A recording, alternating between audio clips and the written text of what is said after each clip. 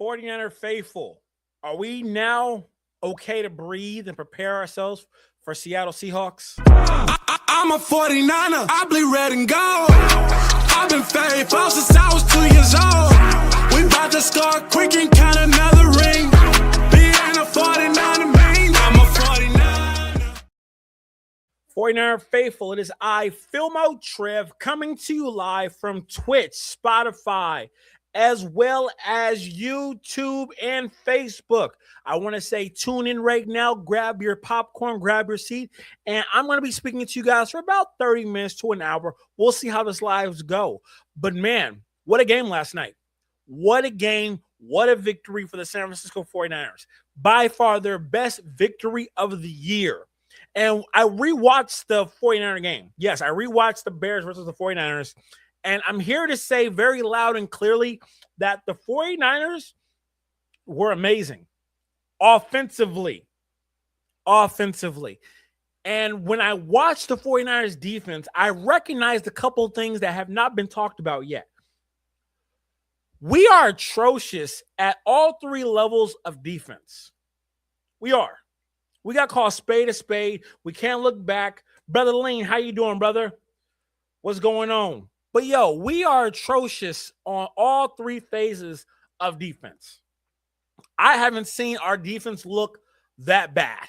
We are really bad. Every level, there's not one person on that defense that cannot be called out. Every single one of them made mistakes. The only one that really did not make a mistake that I would like to shout out is, ladies and gentlemen, Upton Stout. Upton Stout keeps on showing me why he's a dog and why he was drafted from Western Kentucky, Bumba Clock, nowhere. He keeps on showing me why. He's a consistent guy who keeps on showing that he's a dog. A real dog at that nickel position. He's just outstanding at that nickel position. But let's start with the defensive line. Where the hell is Huff? Has anyone seen Huff? There's an APB out for Huff. And I didn't want to mention this yesterday because we were all on a cloud 10 of happiness for how the 49ers beat the Bears. But we have to call out the real. Huff has been horrible since week 7. Week 7. The reason why I call him horrible is because Huff has not recorded a sack. I looked. He doesn't have a sack. He has a couple pressures, but doesn't have sacks. Everyone talked about how good Huff is and what Huff can do. He hasn't done shit in quite some time. Quite some time, Huff has been unavailable. He plays one position. He plays on the left tackle. He doesn't move around. I think that might be a problem. And I think we should start moving Huff around. We should start moving Huff around and allowing him to get to better key spots because Huff has been playing horrible. Now, Davis, D-tackle Davis, he's been with the 49ers, I don't know. It feels like he's been there for 10 years, but he hasn't. He's been a real thoroughbred with the 49ers. He's only played with the 49ers. We love him. He stays consistent, but he can't stay healthy. Where was he at? He had some big stops yesterday. He did. But still, I give him a grade of a D+, maybe? A D+? Is that wrong to say that he's been a D+? Now, Farrell, White. Do I need to say more? Where the hell were them all yesterday? Do you know the funny fact that the 49ers did not record one single sack on Caleb Williams? Now the smoke has dust. Now that we're back to the reality, we got to talk the real. And the real is Alfred Collins is our best defensive lineman by a long shot. By a long shot. Alfred Collins is the only one that's been consistent, reliable, getting pressure, doing all the things that I didn't think he could do. Alfred Collins is not someone that's going to get you sacks. He's a plug-the-hole, run-stopping defensive tackle. He is 6'12", 800 pounds. He's bigger than a Cadillac. He's supposed to stop the run. and he's been doing that. But he's also been working outside of his position and getting stops, batting down balls. We're not going to make it anywhere if Alfred Collins is our best defensive lineman. I'm here to not really, hate, but I'm here to be honest and tell the truth. We're not going to get nowhere if Alfred Collins is our best defensive tackle. And the 49er faithful, I need you to drop in the comments right now and let me know, who do you think is going to step up against that offensive line for Seattle? Who will it be? I'm very curious to know, who do you think can step up against them? Now, are y'all ready to talk about the linebackers for the 49ers?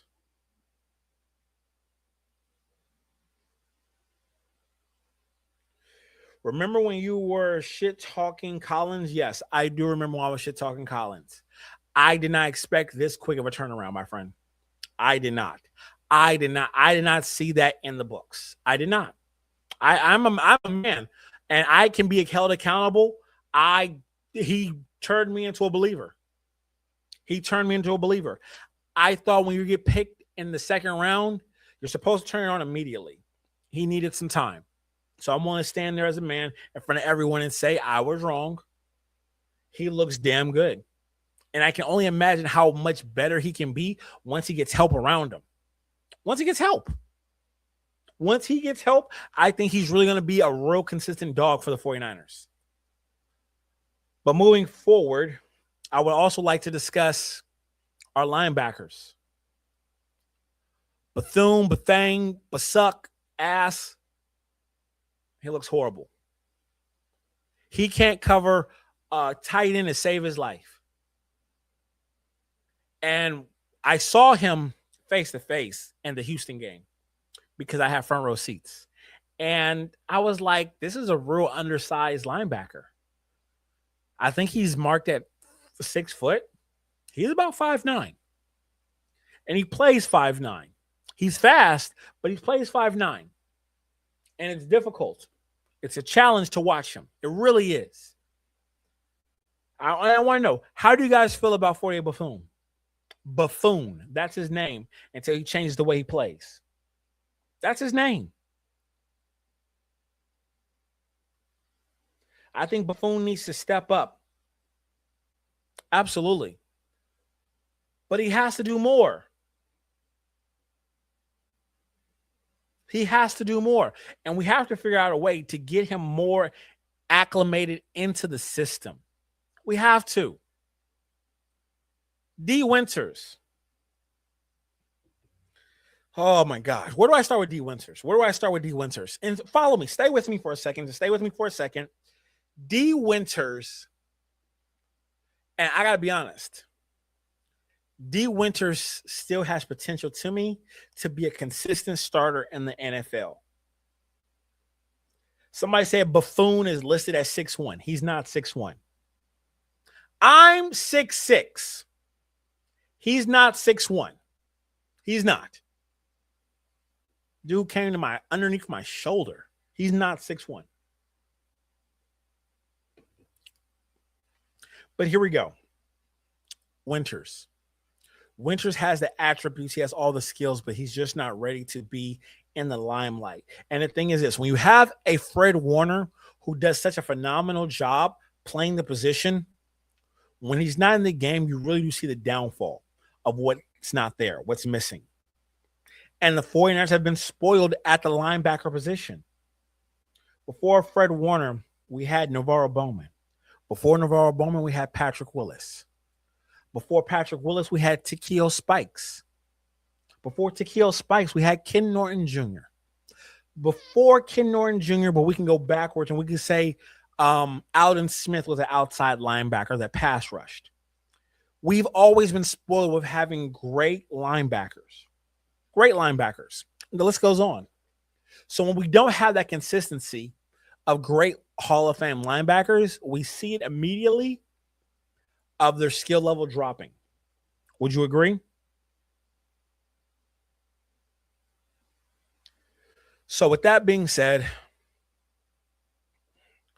listen, we don't have a linebacker right now that is good. We just don't. We don't. But we need them to step up. Can they step up? I hope so. I hope so. I really do hope that this 49ers defense can step up. You complain a lot about, like me. I'm going to put this up so everybody can see you. You complain a lot like me. There's a lot to complain about on that defense side of the ball. We can't really say nothing bad about the offense. What bad can we say about the offense? We can nitpick about Ricky P not staying healthy, going in and out of the game. But we really can't say anything about the offense. We can't really say anything about special teams. But we can nitpick and talk the truth about this defense. And this defense needs a lot of help. Now, can we talk about the secondary? The best player by far is Lenore. Yes. Lenore in that secondary is really nice. And I can tell y'all right now, there's a couple of cornerbacks I've been eyeing in college football that I think is going to be special, that the 49ers will be looking at and drafting. Yes. In the 3rd and 4th round, the 49ers need to be drafting a 6'1", 6'2" corner, and they will be there. They'll be there. They will be there for the 49ers to grab. But for this team, this structured team, no. Malik Mustafa, I believe we've already seen the best of him. Follow me. Malik Mustafa, let's be honest here. What college did he come from? He came from an engineering school. And I think we've seen the best from him. He's not that fast. And we saw it. I would like to see, honestly, and here's the thing that you guys might not agree with, but why is it Malik Mustafa can't play linebacker? Put Lucas back there at safety and take, and let me know what you guys think. Take Bethune out, put Malik Mustafa at linebacker with D. Winters, Lucas safety, Green, Lenore, Upton, Stout. What do you guys think of that? You did. You definitely did, brother. You definitely did tell me that. Matter of fact, let me make sure you guys can see the chat. The chat's there. There you go, chat. I think we should think about doing that. I don't know why nobody's told Robert Saleh or hollered at Malik Mustafa. Be like, yo, you big and bad, you tough. Play outside linebacker for us.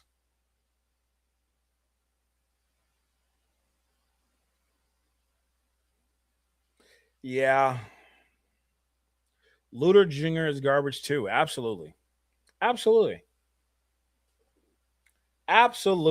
couldn't agree with you more. Now, I always say the first 15 minutes of my stream is where I tell the brutally honest opinion. So I got one more minute of telling honest opinions about the 49ers defense. I can't blame Robert Saleh for these mishaps on defense because we can't guard a tight end. So imagine when we play the Rams and they come out in 3 tight end sets, how this shit's going to look. The shit's going to look spooky, y'all. The shit's going to look ugly. It's going to look ugly.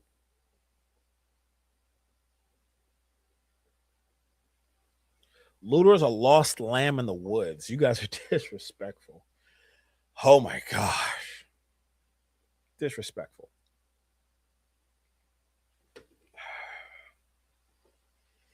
I'm concerned. I really am concerned.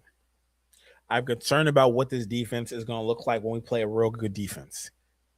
Because the Bears is a good defense, but they're wounded. They're hurt. They are hurt. And they're not well. So, Are you guys ready to talk some real 49er football as a whole? The moment that the game flipped for the 49ers, I thought about it. I watched the game. I watched it twice. The moment that flipped for the San Francisco 49ers, it was when Brock Purdy ran his second touchdown. When he ran that second touchdown in, I can honestly say the 49ers offense had a confidence that I haven't seen them have in quite some time. Like, you could tell if Brock Purdy said for the whole offense to jump off of a cliff, I think Spencer Buford, I think Pooney would have been the first two. They believe in Brock Purdy and his decision making right now. That's him throwing an interception first play of the game. There's a lot to be said about that. A lot. When you have confidence in someone, you're willing to do anything for them. And there's a real love that the 49ers have right now for Brock Purdy. And I love seeing it. I really do love seeing it because it's championship football.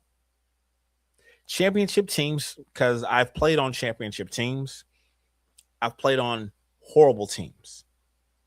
Championship teams know how to follow the leader. Follow the leader. The offensive line is following Brock Purdy. Christian McCaffrey is following Brock Purdy. The wide receivers, they're coming together. They're a special group. They're a special group. What can I say? They're a special group. They're trying. They're putting forth their best effort. I will say that. Everyone is hurt and damaged. Absolutely. But what can you do? What can you do? Everyone's hurt. Everybody's wounded. What can you do?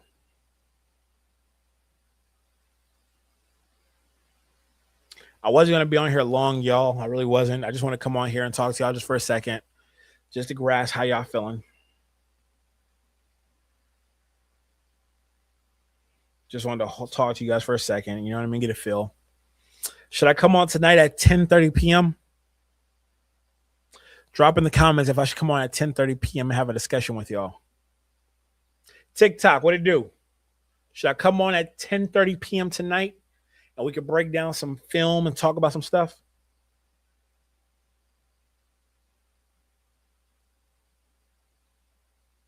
All right, y'all. Y'all ain't talking about shit. Faithful Lean, I shall do it. I shall definitely do it. Definitely will do it. So here's one I'm going to ask from all the faithful out there. If you would like to talk to me about football tonight, download StreamYard for free. StreamYard. Download StreamYard. I'll drop the link at the bottom, and we can have a conversation. I'll give everybody 10 minutes each to hear your thoughts, you know what I mean? And we can have a real good conversation. I want to hear y'all out. See what y'all got to say about the 49er faithful. Just to see where we're at. See where our head's at. Okay? Now, we always break down the next team Wednesdays. So until Wednesday, we're going to be talking and soaking this in, okay? We got a lot of stuff to get to. A lot of stuff.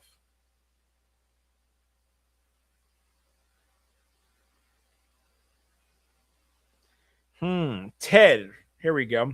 How come Christian McCaffrey can have a good run after good run after a good run, and you put Brian Robinson in, and he has a run straight into the wall of the line every time almost? He runs straight forward and usually right into the back of one of the linemen. It's the play calling.